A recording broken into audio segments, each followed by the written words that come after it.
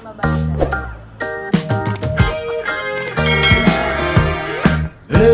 changes every which way. You gotta hold on to what you need. Alam niyo na ang gagawin natin. Hide myself away.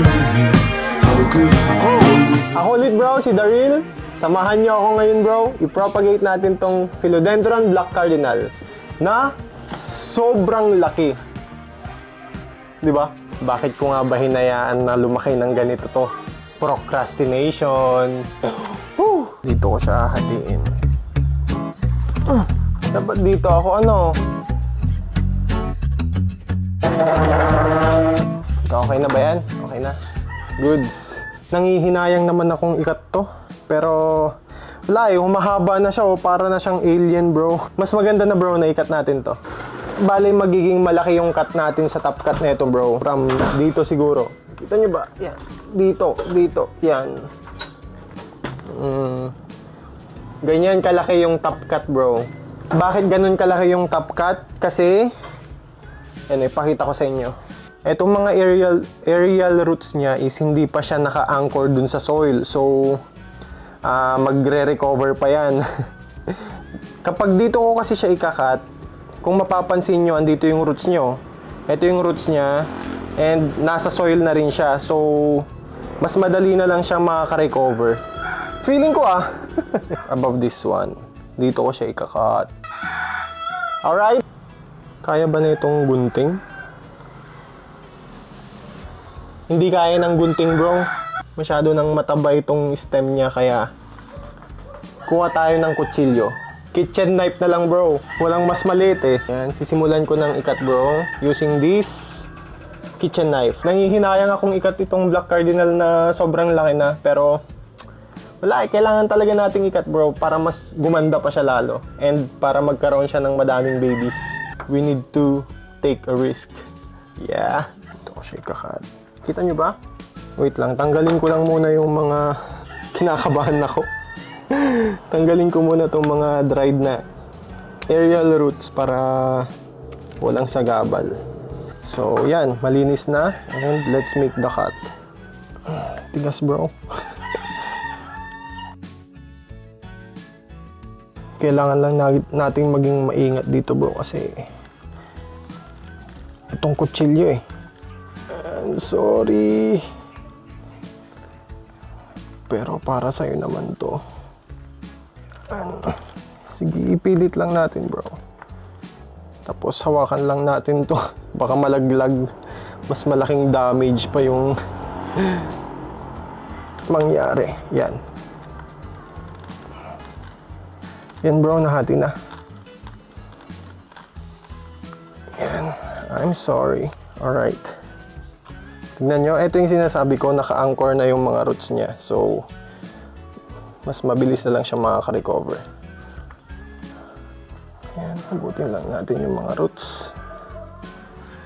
Dahan-dahan lang para hindi maputol yung mga roots, bro. Sayang naman. Nangawit na ako. Nangawit na ako ang bigat ang hirap tanggalin na itong mga roots.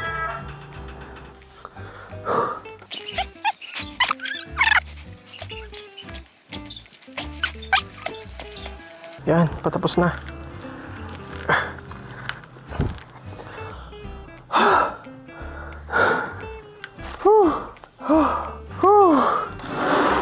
Winner! Winner! Oh, hawak-hawak ko na yung top cut na trophy natin, bro. Ito yung gusto kong i-save. Yung maraming root. Ang laki na ito. Kaya kailangan niya na ng root system. Kita nyo ba yung kilikili ko? Ito na yung top cut, bro. Layo ako para makita nyo. Kita nyo ba yung top cut? Diba? Ang laki. Pero eto bro is tatanggalan pa natin ng ng mga dahon para mas mabilis siyang makarecover. Kasi mamamatay din tong mga dahon niya na tong mga nandito sa pinakababa, mamamatay din tong mga to kaya tatanggalin din natin. Alright? And syempre, maglalagay tayo ng dietane dito sa pinagkatan natin and syempre sa mother plant. Okay? Okay, same size ng pasok ko din siya ilalagay pala. Eto. Okay, dyan ka muna. Okay, meron na akong Ditane dito bro. And lalagyan ko lang dito. Para, syempre, para safe. Alright, patayuin lang natin ng bahagya. Lagay ko nga muna dito sa baba. Tapos ang gagawin ko dito bro, ikakat ko siya ng per nodes. 1, 2, 3. Tapos lagyan ng Ditane dito din. Tapos na tayo dito. Tatago ko lang yung mga roots niya. Dadagdagan ko lang ng konting soil para maitago yung mga roots niya. Okay na tong mother plant. Bababa ko na. And next is, kakat ko na to.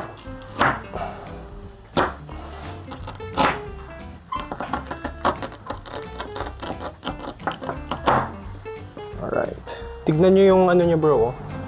Yung dagta niya. Parang dugo.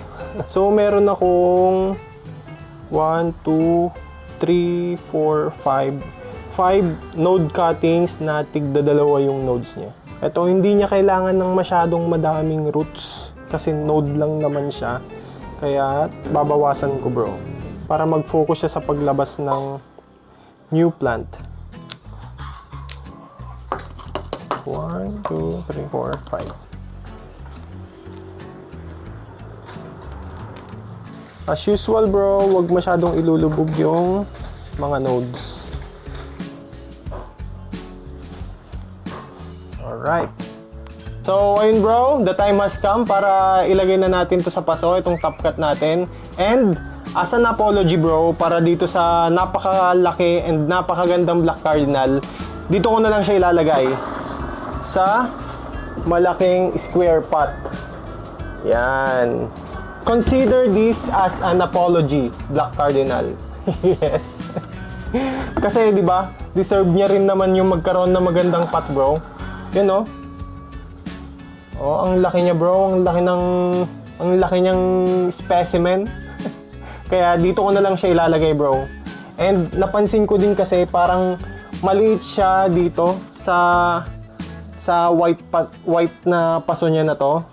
Yan, maliit siya compared dito. Yan o, kaya dito ko na lang siya ilalagay para mag-stand out pa yung kanyang napakagandang mga dahon bro. Pero bago ko siya ilipat dito bro, tatanggalan ko muna siya ng mga dahon. Kasi mamamatay din to mga old leaf niya. Kaya sayang lang sa energy para sa recovery niya, kaya tatanggalin ko na lang. Alright, bilangin nyo 1, 2, aray ko, nakakangawit. Ang bigat. 3. Nangawit na ako. Tignan nyo mama yung magiging itsura niya bro. Nakalbo na yung mga dahon niya. Ay! Muntikan na bro. Meron palang ano dyan oh, mabuting kaibigan. Yan oh. Oh. May mabuting kaibigan. Hindi ko pinapatay itong mga ganito. Ilalagay ko lang sila sa ibang dahon. Nagiging magandang butterfly sila pagdating ng araw. Sige, kalbuhin na natin. Alam nyo mga bro, it is necessary rin talaga na mag-trim tayo ng mga halaman natin para din sa aesthetic look nila. Kagaya ng ginagawa ko, pag natanggal itong mga dahon na to bro, mas magiging maganda yung itsura nila. And mas magkakaroon sila ng mga panibagong magagandang mga dahon. Okay na ata yun. Eto, tatanggalin ko pa to. Last na. Okay na bro. Alright. And now, bilangin nga natin yung mga dahon na natanggal natin bro. 1, 2, 3, 4, 5, 6, 7, 8, 9, 10. Dami. 9. Sakto bro, 10 pala. 10 bro, 10 dahon yung natanggal ko dito sa Black Cardinal. After ilang buwan bro, it's gonna be worth it na tinanggal natin itong mga to bro kasi mas mapapalitan pa ng mga mas magagandang dahon. Alright? Hindi pwedeng hindi natin lalagyan ng Ditane yung mga dahon na pinagkatan natin. Lagyan lang natin ng Ditane dyan.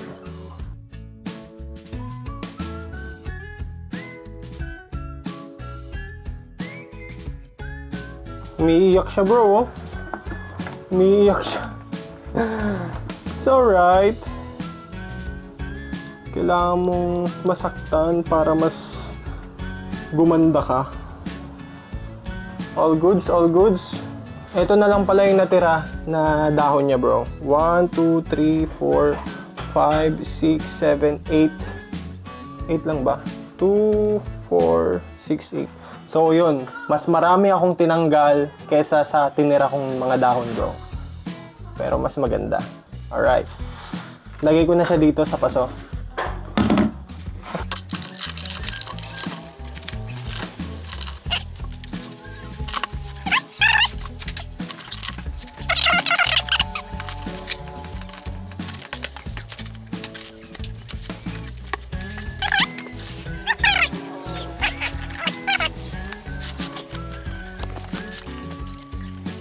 Yan. Sobrang fulfilling ng paghahalaman para sa akin, bro. Yan, oh. Pero minsan, kagaya na itong mga times na to is, minsan nakaka-stress din. Pag yung mga nagpro-propagate ako ng ganitong mga malalaking mga halaman, bro, is medyo nakaka-stress din. Nakaka-stress kasi syempre ang ganda nila, bro, di ba? Ang laki na nila, tapos kailangan nilang ma-propagate na para rin naman sa overall growth ng halaman natin, bro, and sa pag-maintain sa kanila. Nakaka-stress din minsan kasi hindi mo alam kung mabubuhay ba or what. Pero yun nga rin yung minsan maganda, di ba? Hindi natin alam kung ano yung kasunod, kaya surprise na lang. Ano pa ba ang magiging, ang tawag doon? Ano pa ba ang magiging thrilling doon, di ba? Ano pa yung thrill pagka alam mo na yung mga susunod na mangyayari? Di ba? Walang thrill. Fulfilling din yung pagtatanim, pag-aalaga ng mga halaman.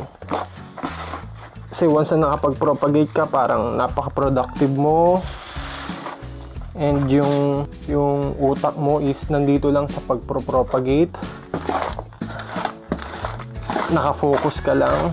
So, ayun. Maganda rin siya.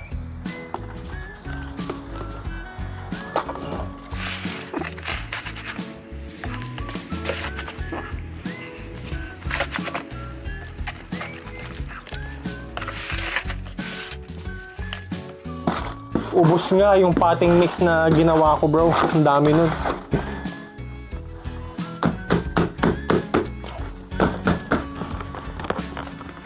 Ayan, bro. Patapos na. Okay. I think we're all good.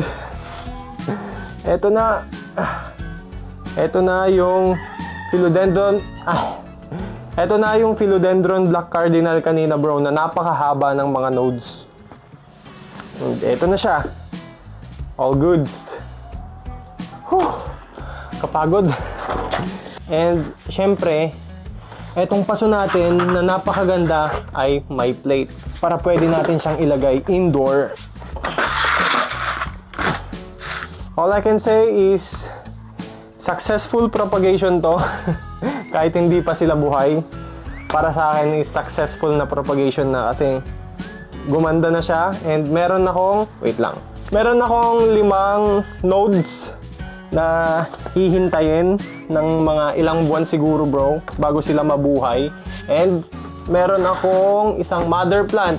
Mga buwan din to, bro, bago may sumibol na bagong plant dito. And eto, hintay-hintay lang tayo ng mga ilang weeks dito, bro, bago siya magbigay ng panibagong dahon. And yes, that's it for today. Naipaso na natin, nakapag-propagate na tayo ng malaking halaman. And hanggang dito na lang tong video na to, bro. Hanggang sa muli, peace bang tayo, bro. Okay, it's Walis time.